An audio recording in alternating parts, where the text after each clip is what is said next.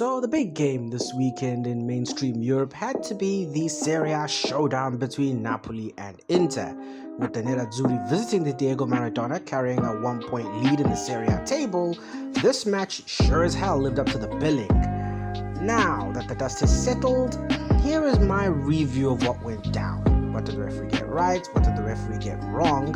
Where did Inzaghi and Conte go right and wrong for their respective teams? And what does this mean for the Serie A title race going forward? Hi, I'm the Football Otaku, and as we'll be going back to Italy, returning for, of course, the big game between Napoli and Inter, my post-game review, what happened in the match, and how I feel that we will be going forward in the Serie A title race. So if you guys are liking the content, you know what to do to like, share, and subscribe. And let's get going. Heading into the match, as it really has been for a large chunk of the season, the two sets of teams were in very, very different spaces. Napoli were winless in 3 draws, and an inexplicable defeat away in Como have meant that the Partinope had surrendered top spots in Serie A. They also would be having to deal with the big absence of Andre Frank Zambonghisa, the Cameroon midfielder who was actually rested for the game away in Como, as to not pick up a yellow card and a suspension for this match, picked up an ankle injury in training and would miss the match anyway. This meant that Billy Gilmour started, and many had felt that with Napoli's poor form that they were waning at a very bad chunk of the season. Like I'd mentioned earlier in my previous video about Napoli, I'd mentioned that was it too early for them to challenge in the campaign? Do these guys have enough experience to really challenge for the title at this juncture? For Inter, on the other hand, things were looking on the up and up. Of course, they had sadly lost away to Juventus, but in the other games had collected victories. And including that, having beaten Lazio to reach the semi-finals of the Coppa Italia, they had also just defeated Genoa, which meant for the first time this season, Inter were top of the table at the end of a match day. The Nerazzurri would also be dealing with problems of their own, especially in the goalkeeping department. Ever-reliable safe hands Jan Sommer had broken his thumb and would be out for about a month or so, 2 months at least, which means he would have to miss this match. But unlike a couple years ago where a change in the posts really did cost us the championship, Joseph Martinez in his last 2 games had really stood out as a humble replacement for Jan Sommer. This meant that Inter would head into the match, although with a new keeper, but would head in with a lot of advantages and arguably the better side heading into the match itself.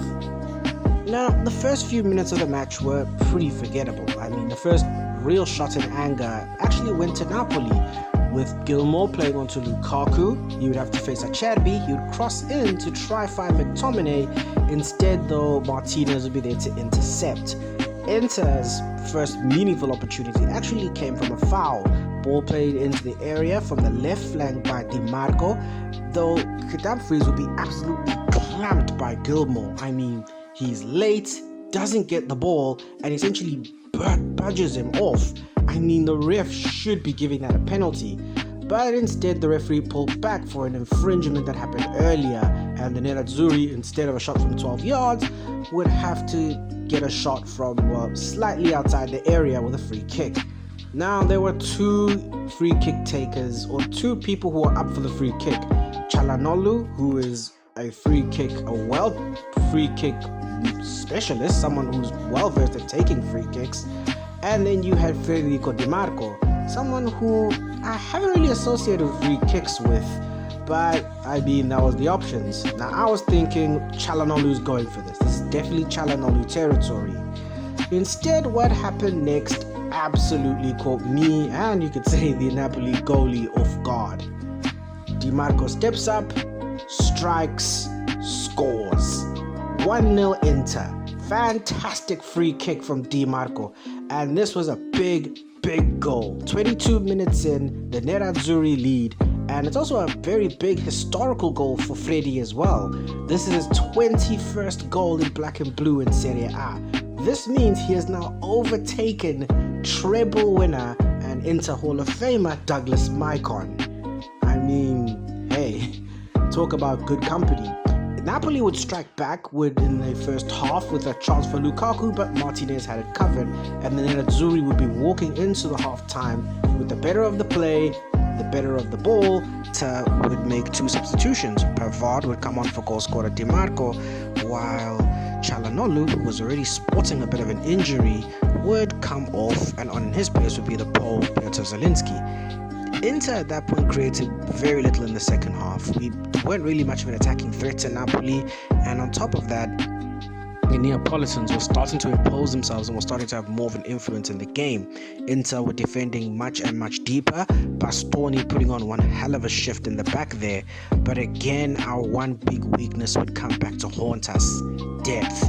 That we don't have a positive impact on the bench, and at times it seems like we're hanging on to results rather than trying to kill games off, especially when we subbed off Thuram, who for the last few weeks has been having ankle issues. I mean, he was a sub at Juventus, he wouldn't actually play in some other games, and we subbed him on for Korea, which sadly in my point of view killed our attack. I mean, we'd created nothing after that.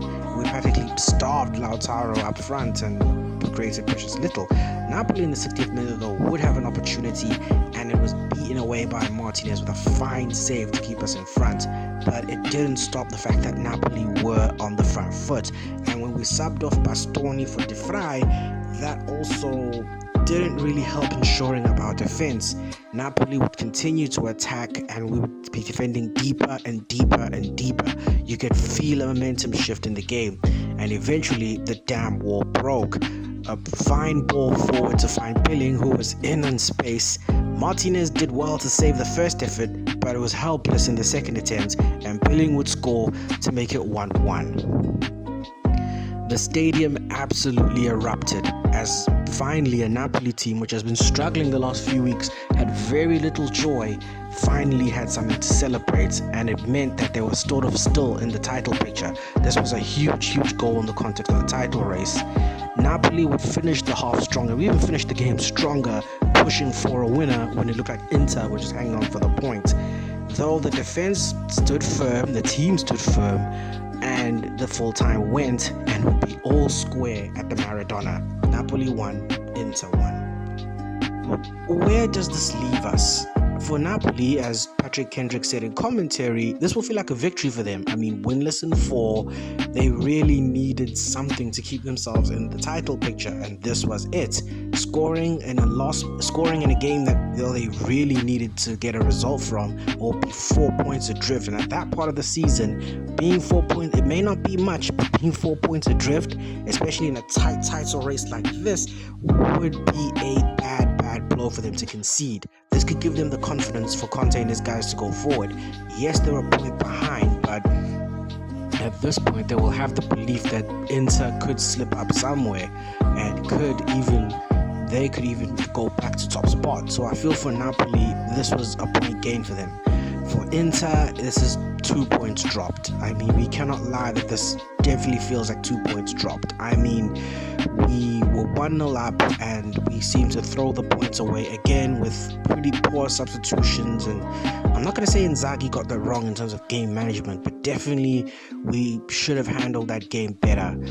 And also, this keeps a pretty disturbing trend for us. This is now the 6th sort of big game we've played, and we've failed to win. And we're essentially playing against history. I mean, not once has Inter ever won the league where they've failed to beat Milan or Juve home and away in that season. And now failing to beat Napoli home and away will mean that it turns into a straight shootout for the championship, something I really wasn't looking forward to.